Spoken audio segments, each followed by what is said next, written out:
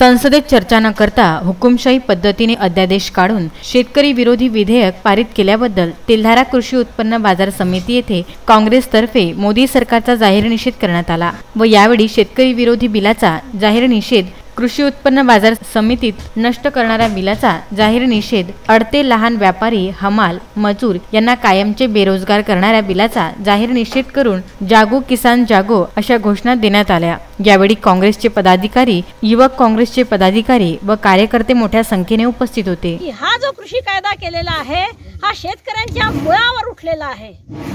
शेतकऱ्यांना स्वातंत्र्य दिलं, शेतकऱ्यांना त्यांचा माल विकण्याची मुभा दिली, हा जो खोटा मृगजळाचा आभास निर्माण केलेला आहे याचं फार मोठं चिंतन करणं आणि शेतकऱ्यांपर्यंत हा सगळा मेसेज पोहोचवणं जरुरी आहे। याचं कारण असं आहे की ज्या काही MSP जाहीर झालेल्या आहेत, MSP चा उल्लेख सुद्धा, साधा एक शब्दाचा उल्लेख सुद्धा त्या कृषी विधेयकामध्ये नाही।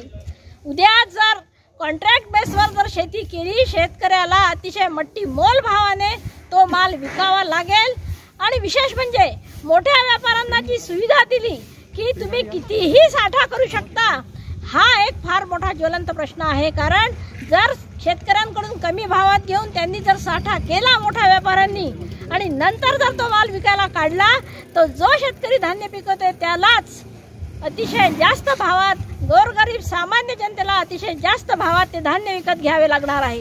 आणि हा कॉन्ट्रॅक्ट जर मोडला, समजा एखाद्या शेतकऱ्यांनी जर म्हटलं की आम्ही करत नाही, म्हणजे आधी कॉन्ट्रॅक्ट केला आणि नंतर मोडला, तर मात्र त्याच्यावर, त्याच्या जमिनीवर तो कॉन्ट्रॅक्टचा बोजा पडणार आहे, हे सुद्धा गांभीर्याने घ्यायची गरज आहे। त्यांना आपण कोर्टात खेचू शकत नाही, हे तर एक नवलच आहे। कुठलाही या देशातला जो कायदा आहे तो कायदा आपण जर मान्य केला नाही किंवा कुठलीही अडचण आली तर आपण कोर्टात जातो।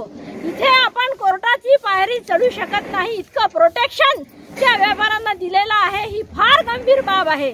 मला सांगा, जर तो कॉन्ट्रॅक्ट मोडला गेला तर शेतकऱ्यांनी किंवा त्याला हमी भाव मिळाला नाही तर तो शेतकरी कुठे जाईल? त्याला कलेक्टरकडे डेप्टी कलेक्टरकडे जावं लागेल आणि सगळ्यात शेवटी त्याला जावे लागेल कृषी सचिवाकडे।